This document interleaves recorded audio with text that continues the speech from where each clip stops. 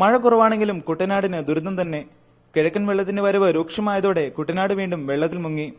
തുടർച്ചയായി 3-ാം തവണയും വെള്ളപ്പൊക്കത്തിന്റെ ദുരിതം പേറുകയാണ് ഇവർ. ദുരിതാശ്വാസ ക്യാമ്പുകളിൽ നിന്ന് മോചനം നേടിയവർ വീണ്ടും ക്യാമ്പുകളിലേക്കുള്ള മടക്കത്തിലാണ്. കഴിഞ്ഞ മഴക്കെടുതി മൂലം പട്ടിണിയിലായ കുട്ടനാട്ടുകാർ പുതിയ ദുരിതത്തെ ഓർത്ത് പരിതപിക്കുകയാണ്. ഈ അടുത്ത സമയത്ത് 3 പ്രാവശ്യം അടുത്തടുത്ത് സംഭവിച്ചുകൊണ്ടിരിക്കുന്ന വെള്ളപ്പൊക്കമാണിത്. പുറംബണ്ട് സംരക്ഷണത്തിന്റെ ഏറ്റവും ഇത് ശരിയാകാത്ത രീതിയിൽ പ്രവർത്തിക്കാത്തതുകൊണ്ടാണ് ഈ വെള്ളം കൂടുതൽ ഈ ഭൂമിയിലോട്ട് കയറുന്നത്. പുറംബണ്ട് സംരക്ഷിച്ചു കഴിഞ്ഞാൽ ഇവിടം വെള്ളപ്പൊക്കത്തിന് ശമനം ഉണ്ടാവും.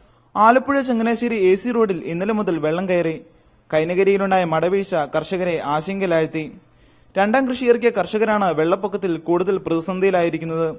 20,000-ൽ പരം വീടുകളിലും വെള്ളം കയറിയിട്ടുണ്ട്. ഇതിനോടകം 69 ദുരിതാശ്വാസ ക്യാമ്പുകളും തുറന്നു. ഡാമുകൾ തുറന്നതിനാൽ വരും ദിവസങ്ങളിൽ ജലനിരപ്പ് ഉയരുമെന്നാണ് കരുതപ്പെടുന്നത്. കുട്ടനാടിന്റെ വെള്ളപ്പൊക്കത്തിന് പരിഹാരമായി കാലങ്ങളായിട്ടുള്ള നിർദ്ദേശങ്ങൾക്കൊന്നും പരിഹാരമായിട്ടില്ല. കഴിഞ്ഞ മഴക്കെടുതിയിൽ നിന്ന് കരകയറും മുമ്പ് മറ്റൊരു ദുരിതം കൂടി സഹിക്കേണ്ട ഗതികേടിലാണ് കുട്ടനാട്ടുകാർ. MS Anil, Alappuzha, India vision.